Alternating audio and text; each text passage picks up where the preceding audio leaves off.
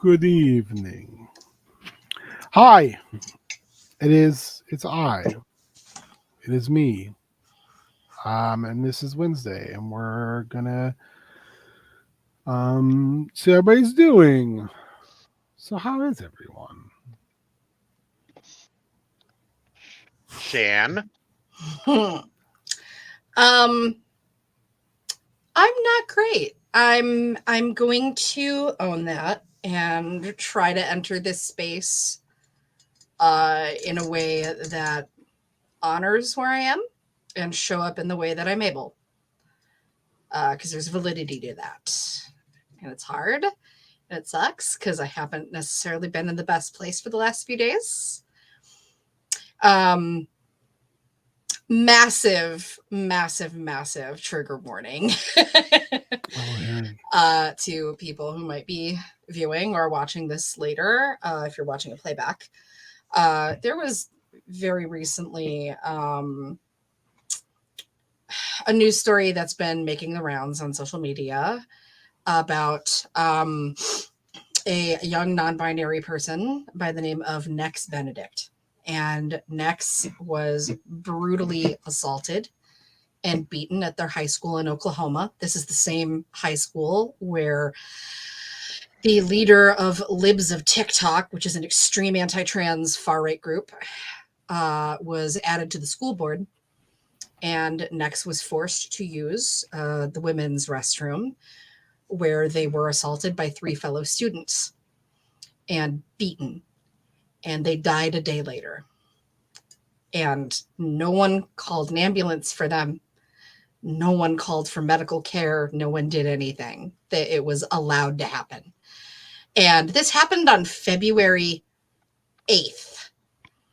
It is currently February 21st.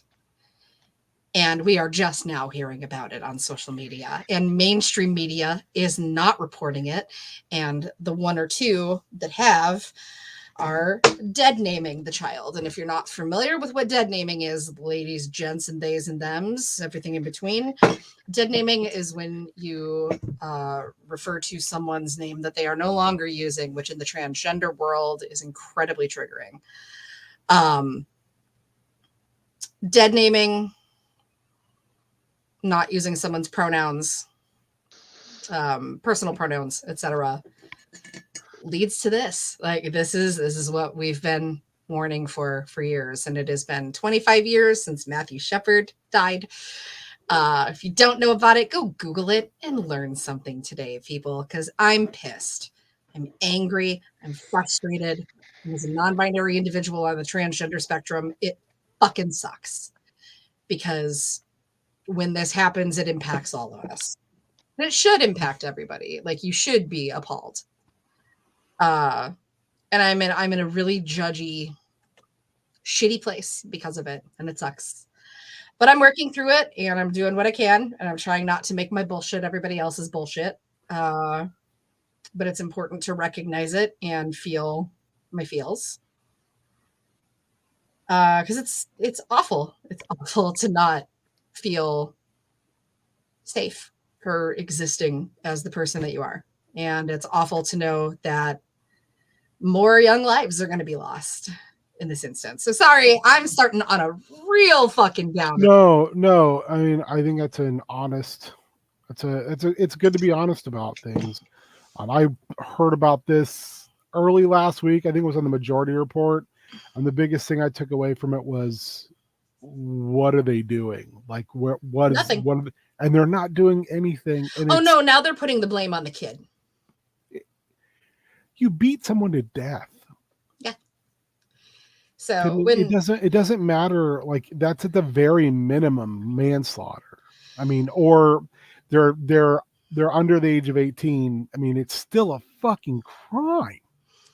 And like the reality is, and this is the part people don't want to understand or acknowledge, like the alphabet mafia, the LGBTQ, however you want to refer to our goofy little alphabet soup. Like it's not a community, it's a scene. And then sometimes it ain't a scene, it's an arms race. It's brutal. It's brutal, and it is steeped in so much privilege that people in the non-binary spectrum, people on the trans spectrum, like, we are ignored. We are minimized tremendously from within the community. And I know that that's something that, like, some people are going to have really strong feelings about me saying, but it's true. And it sucks. It sucks to see people that are supposed to be my friends, that are a part of that community, not sharing this, not posting about it. It feels crappy, like, to the point where I literally took Facebook off my phone. I uninstalled everything because I cannot deal with people just la la la la la la, everything's fine. Like, no, fuck you. It's not fine. It is not fine, because people like me were not fine. Kids like me, not fine. And I almost lost that fight when I was 16, and no one should have to go through that. And it makes me mad, and it makes me pissed off. And part of yesterday was that I'm so blessed and privileged to have a wonderful boss who let me take yesterday afternoon off to process and to give myself some space. And I went outside. This is how I processed it. I went outside. I soaked in some sunshine, got some fresh air, and just sat and reflected on it for a little bit. And I attempted to take a nap, and our cats decided that was not happening. So unfortunately, and I had some spicy candy and took the night for myself. And that was what I did. And then I tried to get a good night of sleep. And I do feel better today than I did. So that should say a lot, because if I'm this pissed off and I'm actually in a better place today, that should give you an idea of what kind of headspace I've been in for the last, like, 2 days. How do you think, like, as adults, when we get really mad like that, when we, like, have a very righteous anger or frustration, how do we, like, let that out in a healthy fashion? I think it's really hard to find a way. Like, I can think of a million ways I used to do it, but and some of them very healthy, but also some of them not so much. How do you, like, when you talk about going out and processing, how do you process mentally and release emotionally, I guess? The way that I process and release emotionally now is different than it was even 5 years ago. I think a lot of the way that it was interesting. Interestingly, I had this conversation with my boss about an hour and a half ago, because we were talking about processing trauma and how, like, I think about where I'm at in life now versus where I was like 5-6 years ago. And I think that there were pieces of my own processing and trauma and my mental health journey that I had not even given myself time to think about. And it wasn't until I had gotten past certain things that it made room for those other pieces. So it's like an onion. Like, I'm always peeling away, like, those layers of trauma. And until I tackle one, I can't make room to process the rest. So anger processing for me, what that often looks like is putting that energy into something. I purely went outside because I was like, okay, it's February. You live in Minnesota. You're taking extra vitamin D and you already have a deficiency. Go get some sunshine, you pasty idiot. Because it does help. And sometimes just, like, going outside and, like, taking some fresh air kind of just, like, sets me in a place where I can function. And then I guess it kind of depends. Like, sometimes it means I stim in some ways if I'm feeling really, really, which is why I've got these are awesome. I love these. And these have been so helpful for me the last couple of days. These are food grade silicone, and they're for chewing. And you can wear them. You have to get food grade. Don't just get any random silicone. Not good. But I like these because you can wear them. And I actually do wear these ones occasionally because they can kind of pass as jewelry. So sometimes it's just keeping this on me. And when I can feel that I'm grinding my teeth or I'm clenching really hard, I'll use this. So I've had this on for the last couple of days and nearby. I also am a huge fan. This has been getting a workout lately. I'm a big fan of Crazy Erin's Thinking Putty. This particular one is glow in the dark and comes with a little flashlight. Whee! Oh, nice. How fun is that? But I honestly, it's just about like doing something. And if I'm really twisted, I have to either I have to do something and process the anger through being kinesthetic in some way, or if I am really overloaded, and Richard will vouch for this, like I may need to just go on like sensory shutdown. Loop earbuds in, dark room. That was part of what I did yesterday. Like I had intended on taking a nap, but even just laying there and giving myself that space to kind of like decompress. I have some of the really nice loop earbuds that you can actually set the decibels on them for different things. So it's like having 3 different pair at once. Oh, that's very cool. Yeah, they're a little pricier than the regulars, but they're worth it in my opinion. And then I also have what's called a Nod Pod, which is the coolest thing ever. And when I'm really pissy, I like to use that because it is a weighted blanket for your eyes. Ooh. Oh yeah, this thing is epic. You got to get one. So I kind of just like decompressed by like did some breathing, went into the room, gave myself that like time to just take all the sensory stuff away because I was also feeling really overloaded. And then I spent the night just trying to like self-soothe in some ways. Like that was a big part of it. So it was like I didn't even like do my normal gaming stuff last night. I put on sometimes when I'm really feeling really funky, there's like certain things I'll watch just to like make me take my brain off of it.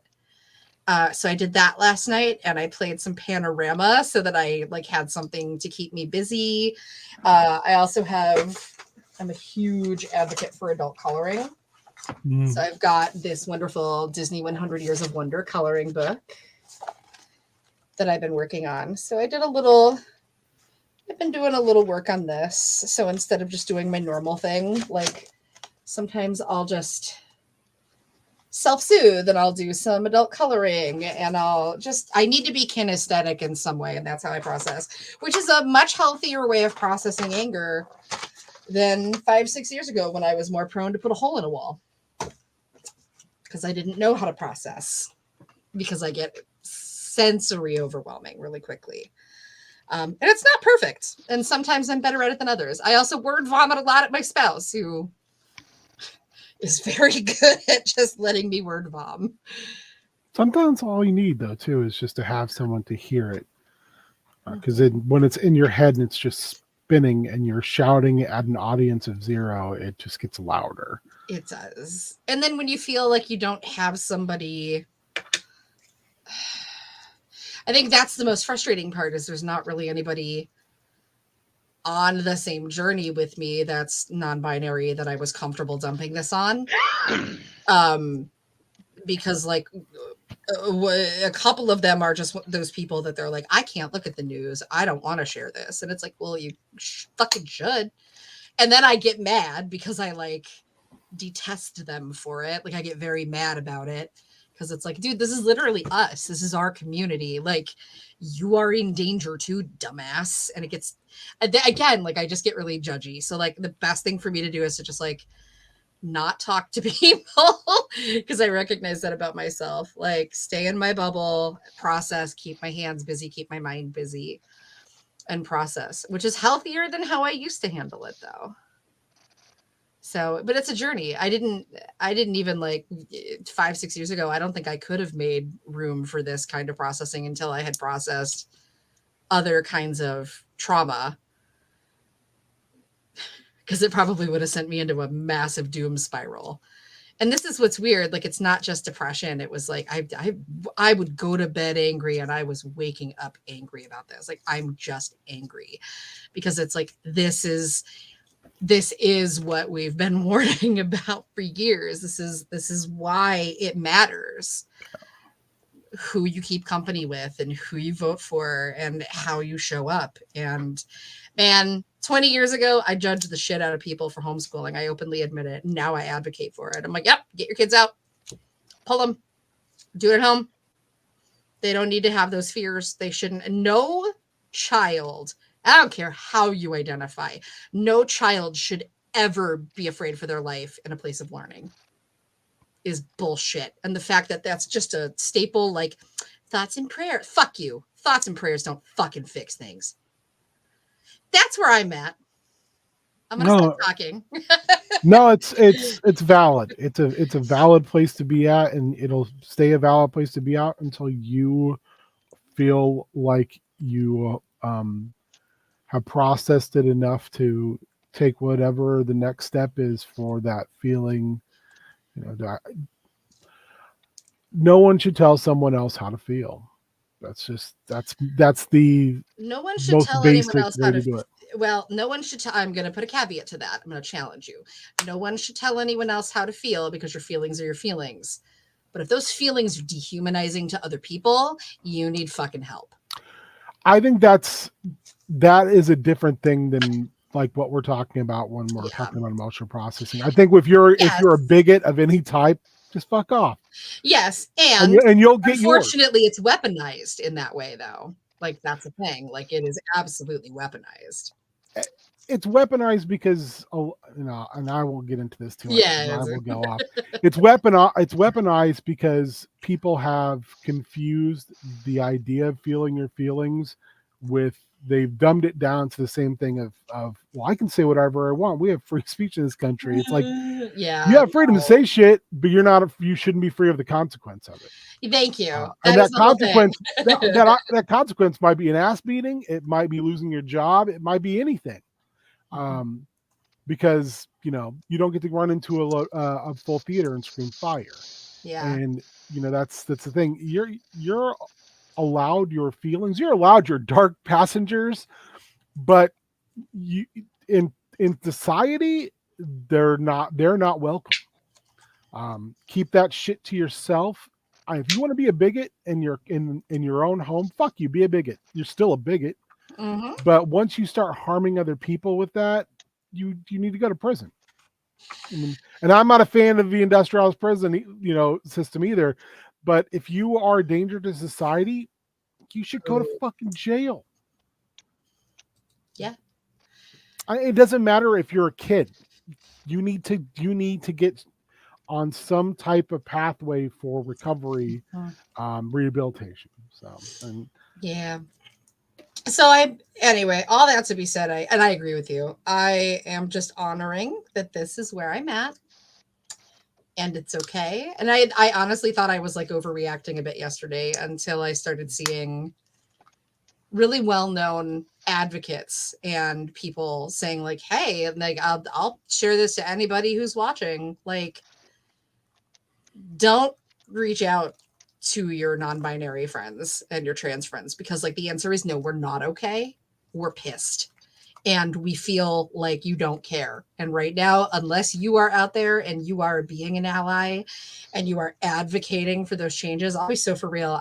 I don't care. I don't have room for you. I don't have space for you. I just don't. I have to have space for those people in my day job. That's my job. And because that is my job, it is a literal facet of my job. Because of that, when I am outside of work, like full stop. I do not have to. I don't feel obligated to do the mental gymnastics to like justify why keeping certain people happy is a thing. Like it's just not. I'm not obligated to satiate people of their guilt. I'm not obligated to like do the emotional labor and heavy lifting. So I'm kind of at the point where it's like, if you're not paying my bills, fuck off. And that's where I'm at. But I did do dishes and I did do the stuff I was going to do last week. And we cooked. I made food science. That was really good. We're going to eat the leftover food science for dinner. Very cool. Which Richard says was infinitely better with some hot sauce on it. So we're gonna as almost all things are. I made food science. Food science is when you just like look in the fridge and you're like, I have this and this and this. I'm gonna throw something together and hope it works. A friggerol. Yeah, and it worked out really well. So It's one of my favorite things to do. It's where I come up with the weirdest, tastiest stuff. yeah, it's good. Richard, how you be? I be. Why be though? Why Why be be though? Why be though? Why be though? So I'm doing okay. I'm kind of getting along. You know, just Getting along to get along. yeah. You know, I've not completely gotten better on the things that I wanted to over the last 2 weeks, but I have made strides. I've been doing more around the house and, you know, doing so without being prompted or given a look or. That look is a prompt. Yes. Like I'm noticing things that need to be done and taking the initiative to do them. So That's awesome. Congratulations. And I'm really good at saying this. I'm really bad at doing it. Incremental progress is progress. yes. Every day where you do, even if it's infinitesimal, more than you did the day before, is progress, and you should give yourself a second to go, damn, I did it. You know, I tried. You know, that's all it's all about. And I'm real good at telling people that. I'm real bad about thinking the same thing. So, you know, I recognize that horribly. But yeah, man, good. Yeah, I'm happy with it. I hate so Shannon knows this problem with this room, the ants. I don't know where they come from. Like we can't figure it out. They just show Yeah. up. They coming. I'm on the second floor. And there's just like an ant here or there. Like there'll be one. Yeah, we had really bad ants like a couple years ago, and then we started spraying around the foundation. And then if we ever have them, we will use what is it called? Diatomaceous earth. Diatomaceous earth, yeah. I used that to get rid of ground wasps a couple years ago, and it was awesome because they stung me so many times. I got stung so many times. It sucked. No, thank you. Yeah, Matt was here when I was like standing on the hive because I thought it was empty, and they just crawled up my legs, and they actually got inside my shorts, and I got stung at least 15 times. It was fucking awful. No, thank you. So yeah, when we used that powder on those 2 nests, I was like, I can't wait for you all to fucking die horribly. This will be my vengeance. It was real bad.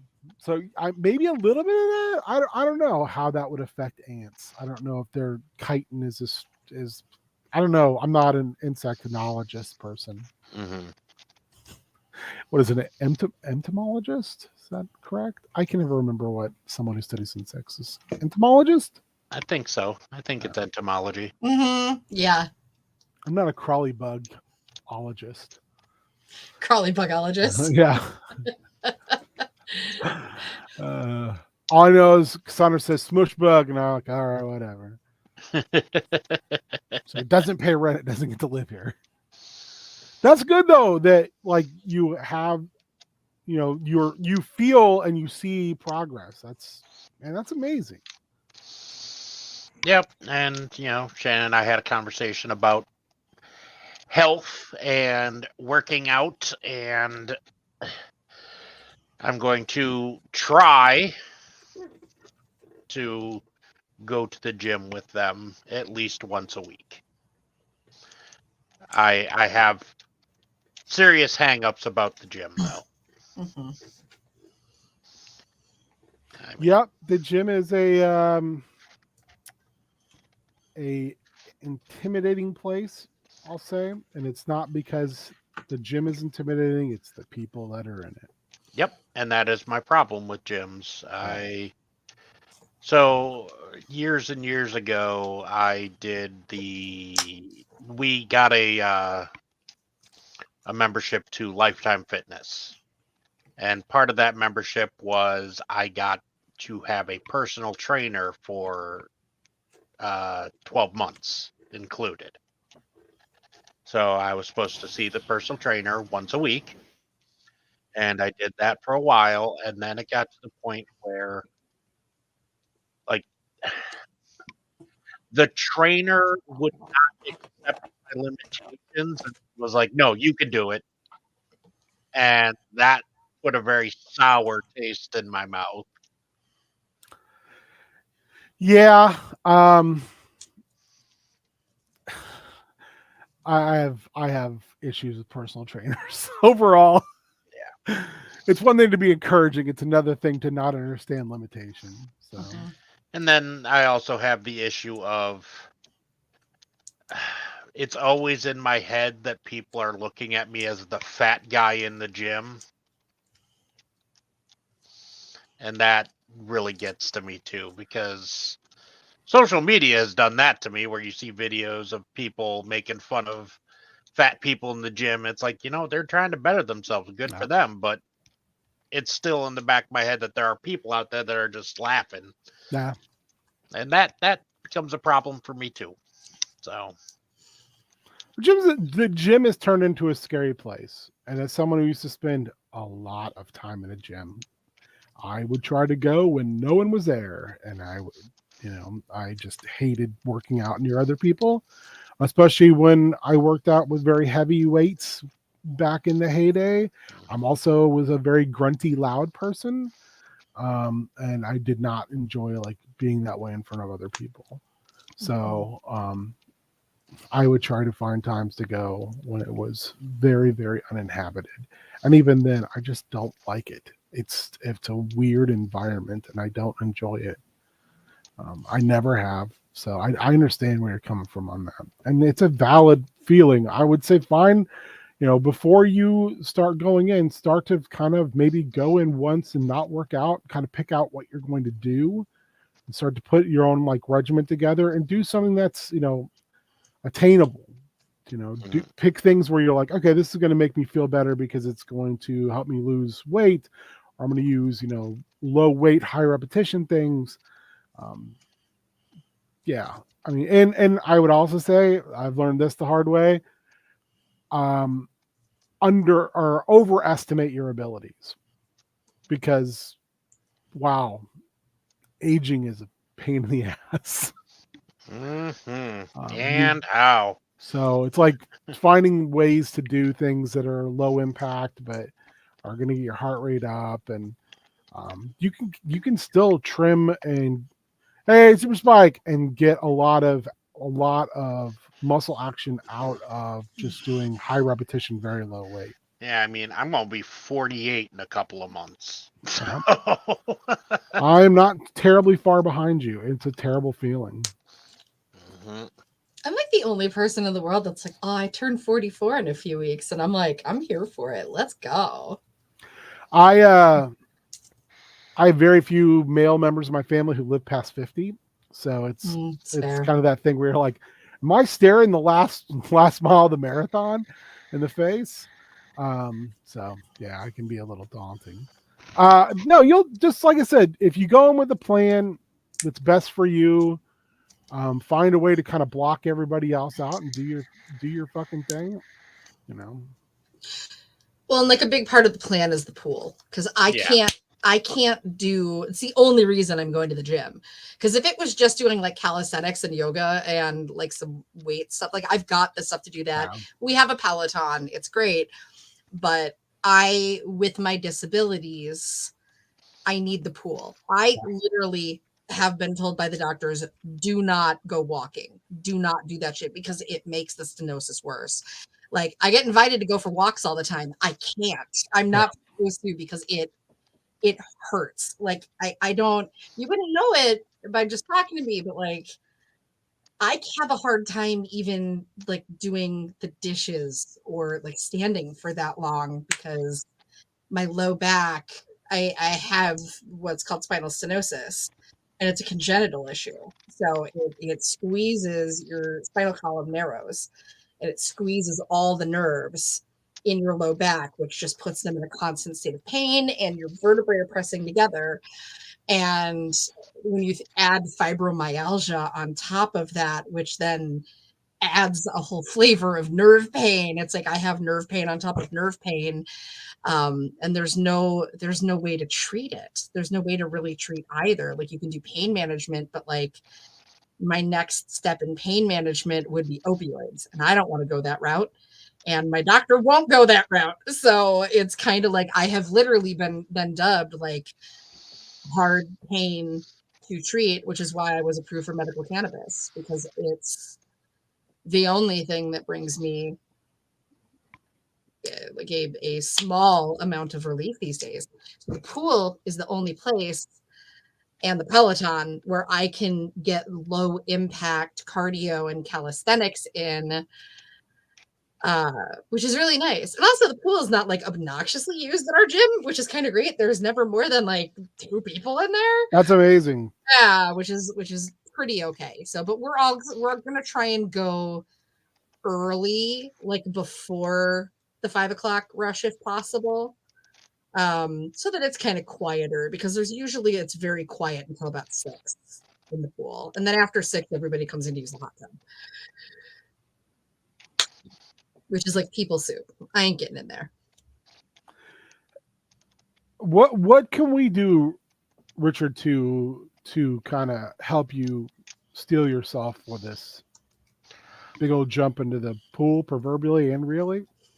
I do not know, Okay. honestly. I mean, I'm definitely starting to look into getting back into therapy Yeah.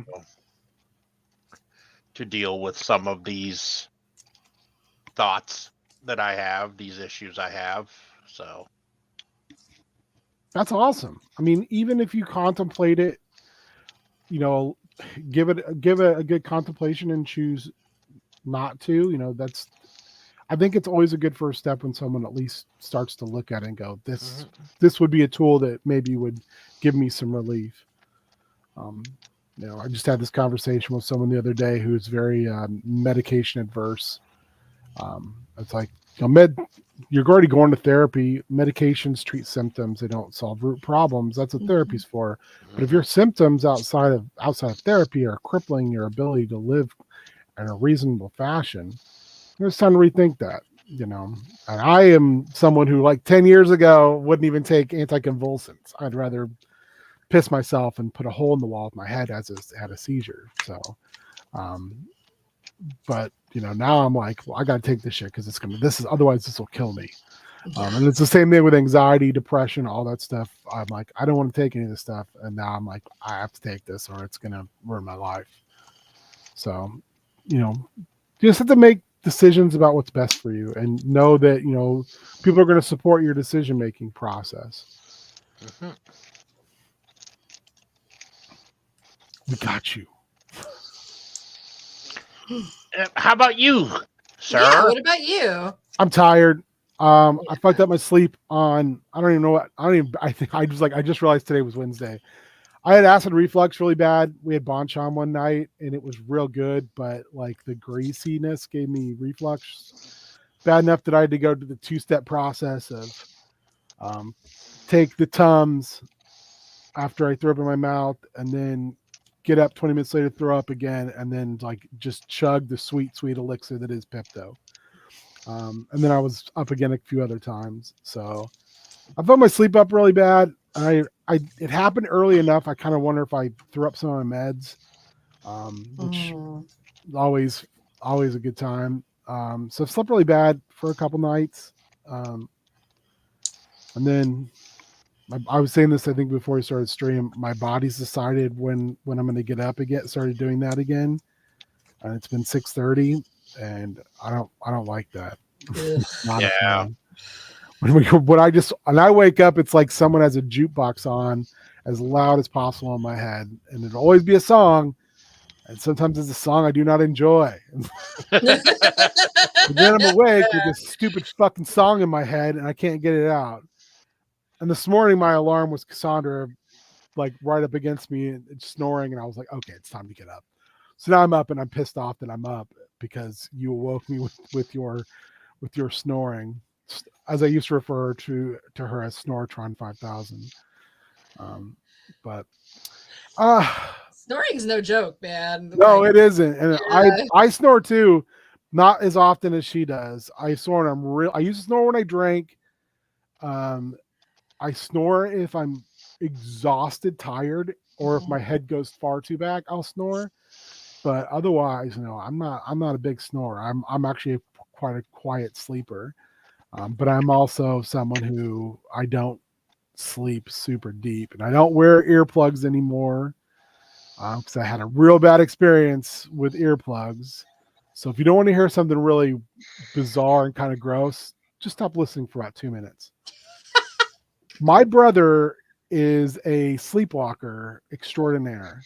And one time when we shared a room, and this is when we lived in Duluth, I want to say, I woke up to him standing over me, getting ready to piss on me. No. And I was Wow. like, get the fuck away from me. Oh, it's all right. It's all right. It's all right. And then he just pissed on the wall. Same dude who got real fucked up and pissed on my dad. Oh, it's awful. And my dad hit him in the chest so fucking hard that he left a handprint the next day. And he was like, go to bed. My brother like came out of his sleepwalking and was like, what? It's like, go to fucking bed. And he's like, what? It's like, go to bed. So yeah, he has a tendency, especially when he was younger and he would get all kinds of fucked up, to sleepwalk. And it's not like drunk walking or whatever. He legitimately sleptwalked before that. Like we'd have to lock doors because we would find him outside. They did think like he had to get a bunk bed and sleep on top bunk because it was harder for him to get up in the middle of the night then.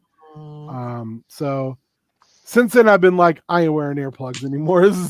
I don't know what you've done to me when I have been asleep. So I don't as want to far as wear like, earplugs now. yeah, it just made me really nervous after that. I've had reoccurring like bad night. I still have nightmares and sleep paralysis off and on, and night terrors. Sleep paralysis and we're tight buddies now because I'm usually like start to realize what's going on. And I'm just like, I'm just gonna ignore you guys at the end of the bed. You can fuck off because if you're gonna kill me, get it over with. Because I'm too tired to care. Oh, no. But I also keep a Polish pick beside my bed, so which is it's a Polish pick head on the end of a cane that was my dad's. So if you come in there, this thing is designed to crack through a helmet, and then you turn it around, and it's designed to scoop everything else out. So you get hit with it, it's gonna be bad. We don't have that. We just like if you come into our house and you're not welcome here, we'll just throw a cat at you. Yeah, I was gonna say you have your own little security force. Yeah. Oh, yeah. To be fair, well, I can't speak for the current crop because Teeny was here when it happened. Because remember, but like we had a break-in several years ago, like right after we moved in. This is a smash and grab kind of thing, like a year later. And our cats just apparently sat there and like watched it fucking happen, like, cool. Yeah. I'm like, thanks, Goku. Thanks a lot, buddy. I have a reoccurring nightmare about people busting in the house and being helpless during it. So I tend to be pretty vigilant over it. And I get hyper aware at night like that. So it's hard to sleep sometimes. If I hear things, I'll get up and walk around. We do too. Well, I do. I can't speak for Richard. One night I went walking around and we had a some type of, I can't remember what this has been like 8 years ago. We had some type of decorative thing on the door, on the front door, and I went all the way down in the basement. I checked everything. I came back upstairs. I turned the light off as I was walking back to the bedroom, and it fell and broke, and I lost my fucking mind. I was just like, and then I realized what happened, and I cleaned it up. Cassandra could sleep through, anything. So it's like pretty rough going. So Opposite ends of the spectrum, Yeah, so to yeah. speak. Yeah. I worry a little bit too because like my parents got to the point where they had 2 bedrooms because my dad would be hyper vigilant at night and would get up and do a lot of walking around and then so I'm always like I don't want to do that, but Shannon and I had separate rooms for about 2 years. yeah.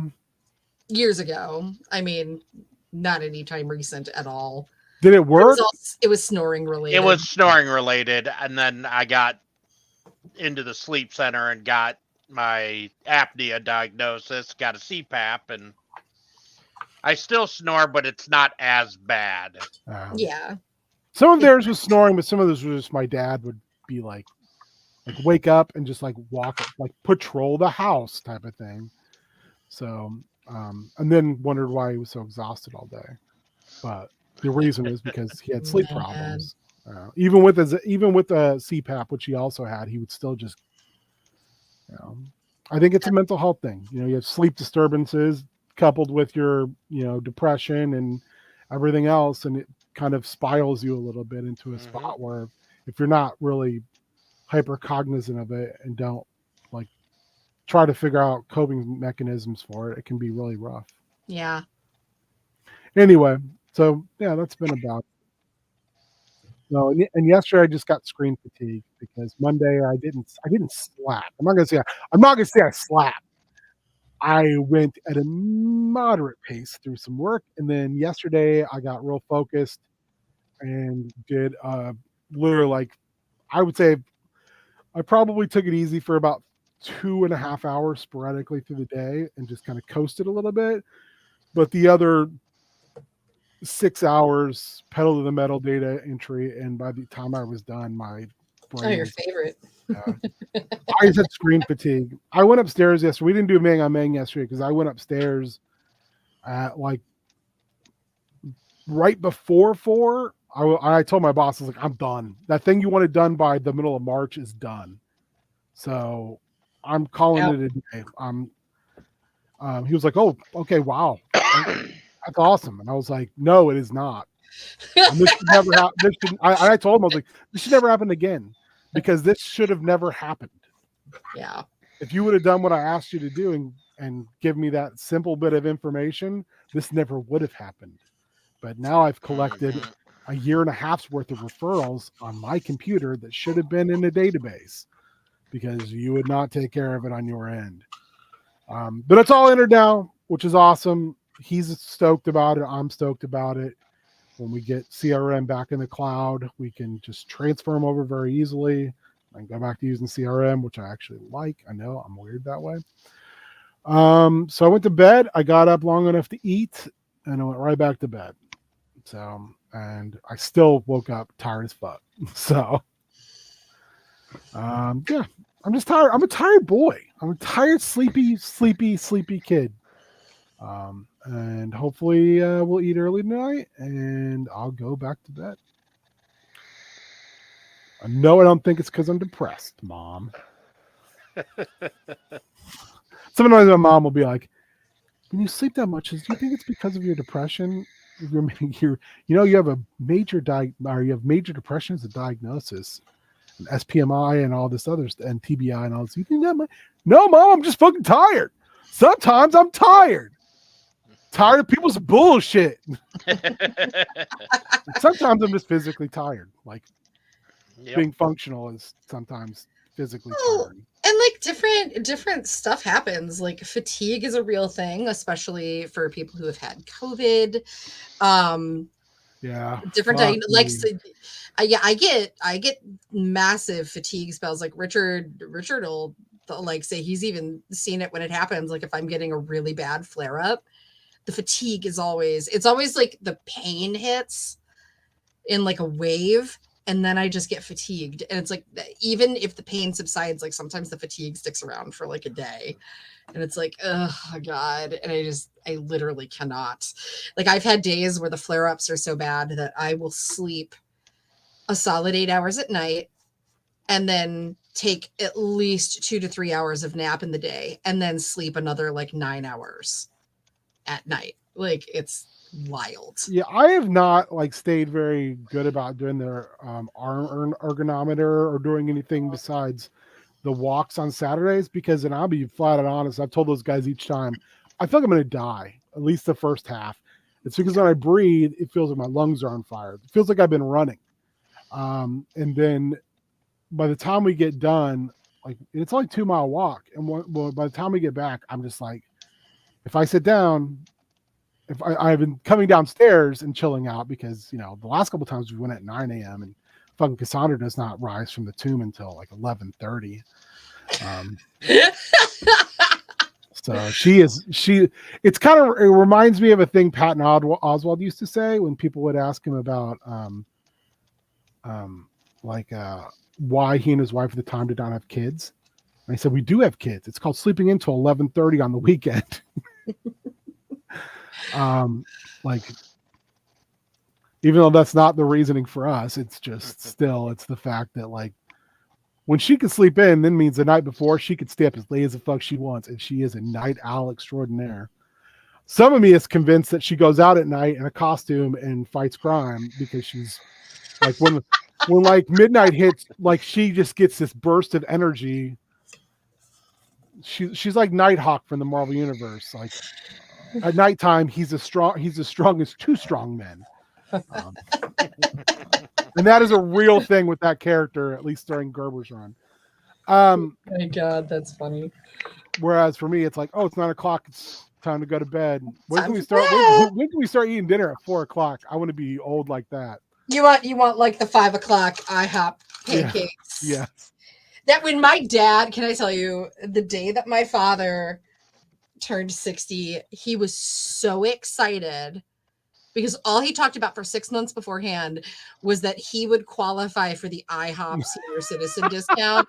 And he wouldn't, he's so weird. Like he'll hyperfixate on one thing, but it's like the longest con payoff.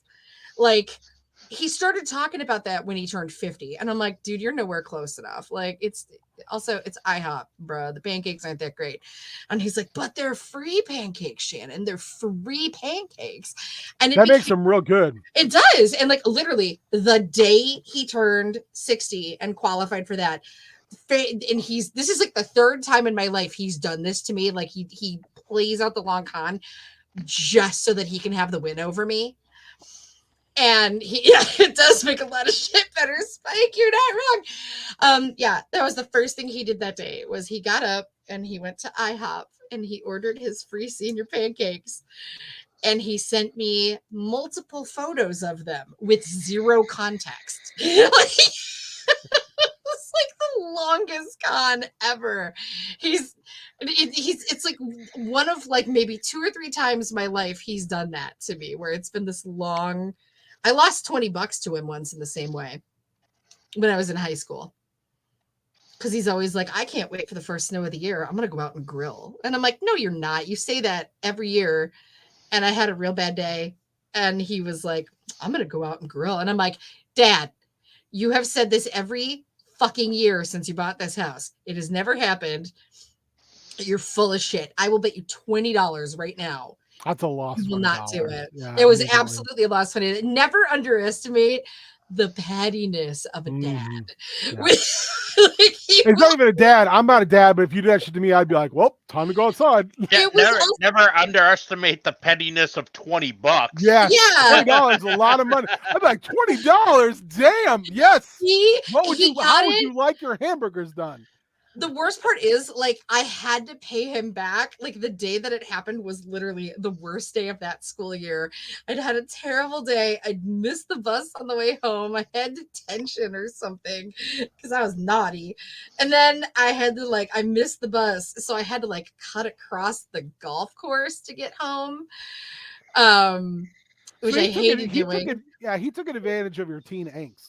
100%. Oh, and I was the epitome of teen angst too, because I was going through so much weird shit, and I had like just come out, so I was, things were tense in the house to begin with, and because my stepmother was not cool about it, and I came home and I come stomping up the back, and it is snowing, and I'm in sneakers. I'm in like Converse, so they're soaked through. My feet are soaking. My backpack is heavy. I had extra homework that night. Did you keep your applesauce in it? For my applesauce. Um, Ja- but like, yeah, I walk up and he's not only is he barbecuing in the middle of the first snowstorm, motherfuckers in Bermuda shorts and sandals because Crocs were not a thing yet. It was the 90s. And You had them he's socks just, on? yeah, absolutely. And he's just back there grilling and he's looking so proud of himself. He's smoking a cigar. And I just like, I glared at him. Quite possibly one of the most Chicago things I've ever It is absolutely the most Chicago shit ever. I was so pissed off. I went in the house. I went upstairs to my room. I threw my book bag across the room. I got $20. I walked into the kitchen because he was inside. I slammed it on the counter. I went, fuck you. And I left. And he laughed his ass off for weeks. It was the most petty shit ever. Like, when he's petty, it's so good. It just sucks when it's you. Yeah. I always say this, like, it's fun to be petty sometimes. Oh, kinda absolutely is. it is. Yeah. Pettiness is kinda Especially fun. when it's earned pettiness. Oh God, yes. That's like- a little bit. Like, take the time to be like, a sweet, sweet, savory pettiness. Like the time that I sent my stepmother Mother's Day flowers. I sent her roses, but they were rainbow roses. I sent her gay roses. I don't consider that petty. I consider that like I'm doing you a service of giving you anything. Oh, I think for Mother's Day this year, she's going to get a transgender flag bouquet. Hell yeah. I can, you do, I try real hard not to be, but like, man, I can be petty as hell. I try to be honest about it. I'm like, being a dick is kind of default setting. I work really, really hard to not fucking be an asshole because I think very black and white a lot of times, and sometimes like I can be very unpleasant. My mom threw this back in my face not too long ago. I used to tell my dad all the time, which is a line from a Robert E. Howard Conan story, that you're a man capable of great mirth and terrible melancholy. Mm-hmm. And she said, I've always remembered you saying that to him. And she's like, you are a man who's capable of great mirth and terrible melancholy. And I realized, like, I really am. And, so I try so hard, so hard. And doing the work I've done my, entire adult life has helped a lot. Yeah. But still, that factory reset gets hit far more often than I would like. I would like to be like, I'm not that way anymore. And then I'm like, I am that way. It's just hidden behind this veneer. So yeah, the pettiness shit, it's sweet, sweet sucre. What are we going to do this week? What are we trying to work on? I failed last week.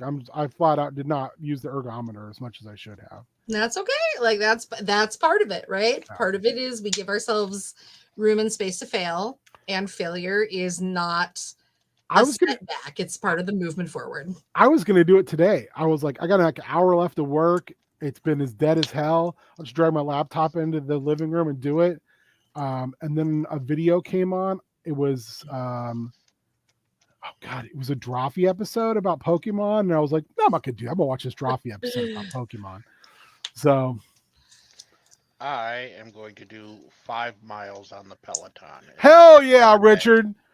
That's a lot of miles, though. That is a lot of miles. 5 miles. I mean, I think you could do it, but that's a lot, man. Like I said, set achievable goals.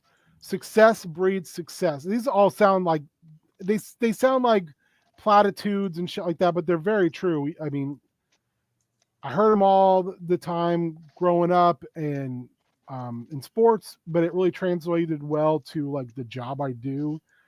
Success breeds success. Like if you can achieve a goal, the next goal feels far more achievable. So like this is my opinion. You can tell me to eat shit and die if you want. set a goal for the week, so like 5 miles for the week, and that way you don't have to like try to do it all at one time. Because if I try to do 5 miles on anything right now, I'd walk away. Even if I did it out of pure fucking spite to meet that goal, I would be like, I'm never doing this again. Yeah, And let's just hope that I'm not, trying to cram in the 5 miles the next last Wednesday at 4 o'clock in the afternoon. set yourself a schedule. I mean, Get on so- stream and be like, "Hey guys, yeah. I tell people this all the time. It's part of my job, and I do a pretty good job at my personal life. The only reason I can ever get anything accomplished is because I schedule it with myself. Because if I didn't, I would do the exact same thing. I'd be like, "Oh, I should do this today, but no, too busy doing this." I mean, I should have scheduled that shit with myself this morning and use the last hour of work and just go do that. But when I did not schedule it, I instead was like, "Ooh, Drawfee." I mean, I could have watched Drawfee in the living room while I did it. But I was like, "Nah, I'm not going to get up. Nah, I'm not going to do that." Set an achievable goal. So I'll go next. I am setting an achievable goal. I'm going to do in the next 7 days, 4 of those days, I will at least do 300 calories on that stupid fucking ergometer. And I'll watch Shin Kamen Rider because I've been putting it off for almost a year. That's the other goal. And I watched Cemetery Man, so now I have no excuse. let's see. I did go to the gym twice last week. Hell yeah. Cool. I did an aquafit class and some laps, and I also did I went for a second aquafit class and it didn't happen. Hell yeah. So I just did laps, and then I decided to like grab the stuff, and I did some pool calisthenics and therapy on my own. So I did the thing. I'm proud of myself. I was gonna go last night, but I was not in a mental space. I needed to take the time for myself and just recharge. So I'm going to commit to going tomorrow. And then I'm going to try to go once this weekend, hopefully in kind of quiet hours where I can just do some laps on my own. I think the only other thing I'm going to commit to, because I think that's very doable. So the one that's going to challenge me is I am going to go through all of my clothes and get everything organized and hung up, and I'm going to get donation bags together because I'm at a space in my life where like a lot of stuff just doesn't suit me anymore. And that's like, y'all, if you're thinking of transitioning or you want to be gender fluid, just prepare for your wardrobe to piss you off more than it does for the rest of existence. Because I go through phases where I'm like, I want everything pink and girly, and then I go through phases where I'm like, yo, where the flannel at? Can we please get rid of all of these? You just have more options, and sometimes having more options sucks. The nice thing is, if I'm having poor Richard, I've started kind of stealing his clothes. Hey. He's got some really nice like men's cardigans that look stellar on me when I'm binding like today, and I was just like, okay, like, and they're comfy. So the only thing that sucks is like I need a good pair of Docs. That's Richard. I felt like my outfit today would have been made perfect with Docs. Yes, I agree. I know. We got to get me a good pair of Docs. I need a good set. I got to embroider these ones too. I have embroidery stuff to do it. Nice. Yeah. Cool. So that's my challenge. Clothing and to hit the pool twice for a bare minimum of an hour. And I did a lot last week. Like my one class, I got there so early. I think I did 6 laps before class, walking back and forth. Like my shins were barking. And then I did the full class. Like, and I stuck with it. I hurt like hell when I got out, but yeah. Do you get shin splints? I do sometimes, yeah. That was a pretty frequent problem. It mostly started because I waitressed when I was younger. And I was very hard on my legs and my feet during that time. I was really good at my job and I loved it, but it wore my body the fuck out. So I do get shin splints and they kind of suck, but the pool helps with that, honestly. I had to wear special inserts in high school and college because I had shin splints so bad. Yeah. Then I started wearing lift shoes for like almost a year. They were for jumping. they're just like your shoe is here, and then you've got this big thing on your toes and nothing in the back. So you have to walk on your toes. Because I was like, I'm going to dunk a basketball this year, and that's all there's fucking to it. So I wore them constantly, and my calves got gigantic, and my shin splints went away.